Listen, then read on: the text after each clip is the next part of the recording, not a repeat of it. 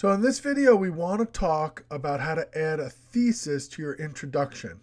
Now remember, you've already crafted the part of your introduction that defines the terms of your tension, each one separately, and then how they intersect in American culture.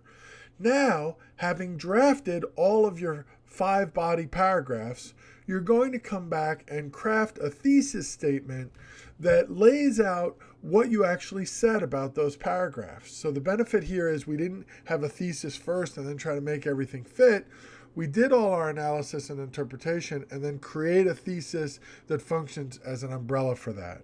So again, the criteria for the thesis, you can see them on screen here. We're going to answer the guiding question. What do the chosen texts tell us about the tension between X and Y? And we're going to use either a range or a list structure to demonstrate the spectrum of ideas we're going to explore in the essay. Well, that language is kind of vague, so let's slide over and take a look at some sample thesis statements. So here's 2 of the samples that I include on the rubric. And you'll notice that we're focused here on 2 authors, but you can do the same thing with 3, 4, or 5 different authors. So the thesis should answer the question. So the question for the first thesis would be, what do Henry James and Daisy Miller tell us about the tension between traditional subordination and female equality? And here's the response, right? So we start with that while clause that talks about how James at first seems to question traditional female subordination and argue for equality.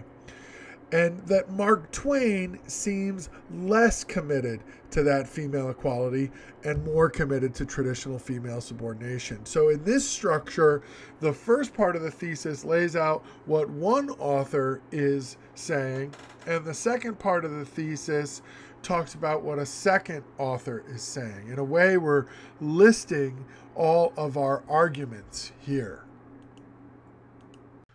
So this first thesis would be an example of kind of more of a list type structure, but really both types are kinds of umbrellas where they kind of provide an overview of everything you're going to talk about, and all the different arguments will fit under that umbrella. The second one has a broader take on it, right? Both Henry James and Mark Twain worry about powerful forces of alienation in American culture and urge Americans to cultivate a sense of connection. So there they are, alienation, connection, and the thesis tells us where James and Twain fit along that spectrum. So there's 2 examples of ways you can construct a thesis to wrap up your intro. Let's look at one more. Let's look at the sample essay. So looking at the sample essay, we see a really good example of a list kind of thesis. He says, Brian writes, Faulkner in As I Lay Dying mocks and criticizes religion, advocating for a new era of reason. So there again, we've got religious faith and intellectual reason. We've got both of the terms in there.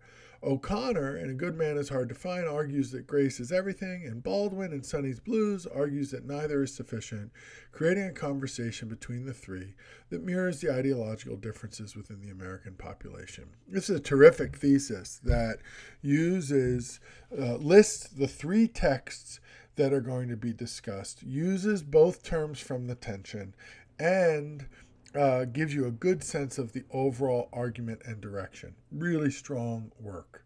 So now it's your turn to try to go out and create a thesis of your own for your paper. Remember again your criteria. You want to answer the guiding question, which means you're going to use both terms, and then either use a range or a list structure to outline where the texts you're going to discuss fall along that spectrum. Remember to use both terms in your thesis.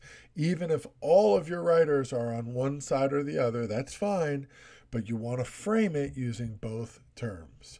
Good luck, and don't hesitate to use email, text, or a phone call to run a thesis by me. Just want to mention that thesis statements are a nice, easy text message to respond to. So feel free to try that technique. Text me your thesis, and I'll send you a quick response. Email also works for that. And of course, you can call me anytime you want. So good luck with your thesis statements, and don't forget to reach out for help if you need it. See you in Blackboard.